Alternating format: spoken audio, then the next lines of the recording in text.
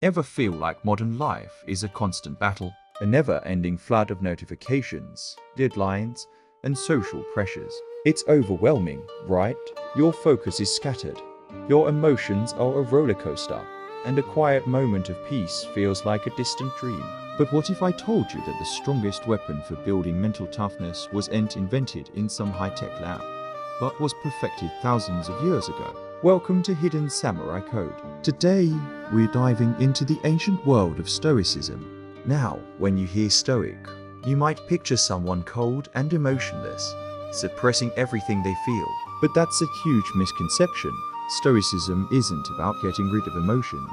It's about mastering them. It's a practical philosophy, a training system for the mind, used by emperors like Marcus Aurelius, playwrights like Seneca, and even former slaves like Epictetus. They used it to stay calm and rational under immense pressure, from running an empire to surviving exile. And the best part, you can start using these same exercises today to build your own unbreakable mind. We're not talking about abstract theories, we're giving you a concrete blueprint for mental resilience. So, if you're ready to trade anxiety for action and chaos for clarity, you're in the right place. Let's forge some mental toughness the Stoic way.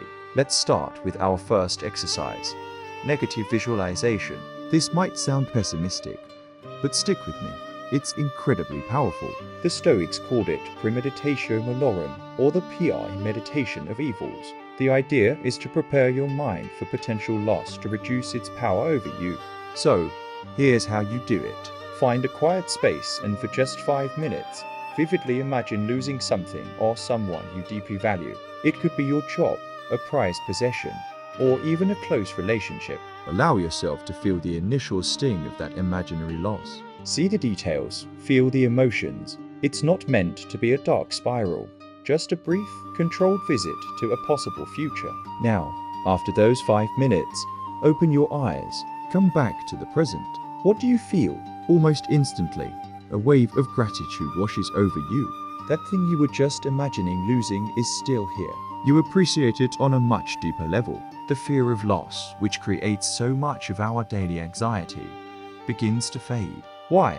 Because your mind has already visited that scenario and survived.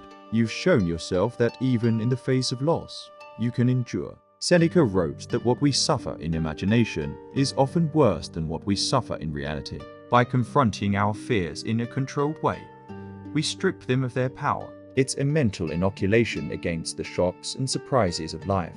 Try this once a week and watch how your appreciation for the present moment skyrockets, while your background anxiety plummets. Next up, exercise number 2, voluntary discomfort.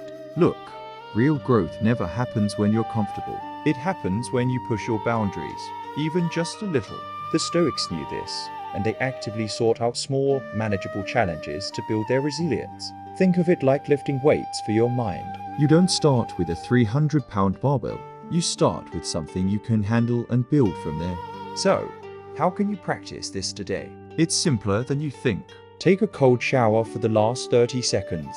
Skip that afternoon snack and experience a little bit of hunger. Choose the stairs instead of the elevator. Leave your jacket at home on a slightly chilly day. These are tiny, self-imposed battles. Each time you willingly choose the slightly harder path, you're sending a powerful message to your brain. I can handle discomfort. I am in control, not my impulses for immediate comfort. You're building what I like to call mental armor, one small piece at a time. Then, when real pressure hits a tough project at work, a difficult conversation, an unexpected crisis, you won't crumble. You've already been training. Your mind will say, I've handled discomfort before. This is just another challenge. You become accustomed to the feeling of pushing through, making you far more resilient when life throws a real curveball your way. Start small. Pick one small, voluntary discomfort each day. It's not about punishment. It's about preparation. Now for our third and perhaps most life-changing exercise, the dichotomy of control. This is the absolute cornerstone of Stoic philosophy. It's elegantly simple, but has profound implications for your mental peace. The Stoic philosopher Epictetus said it best. Some things are within our power, while others are not. That's it. The secret is to ruthlessly separate everything in your life into one of two columns. In the first column, put the things you can directly control. What's in this column? Actually, it's a very short list.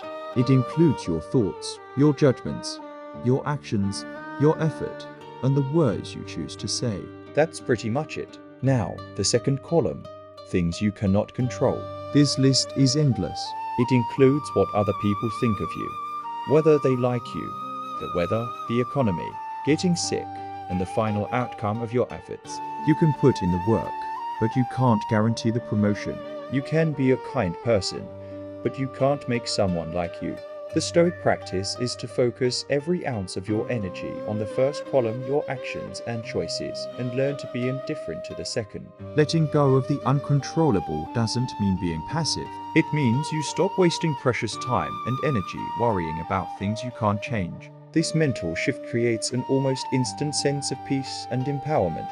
You are no longer a victim of circumstance. You're the master of your own responses. When you feel anxiety creeping in, ask yourself, is this thing I am worried about in my control or not in my control? If it's not, accept it and redirect your focus to what you can do right now. This single habit can free up more mental energy than you can possibly imagine. So, let's recap this daily Stoic toolkit we've just assembled. We have 3 powerful, practical exercises you can start using immediately to forge a more resilient mind. First, negative visualization.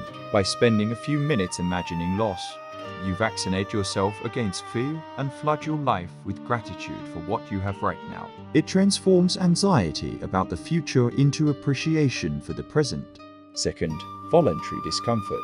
By intentionally choosing small, manageable hardships like a cold shower or taking the stairs, you build mental armor. You train your mind to handle pressure, so when real challenges arise, you're already prepared for battle.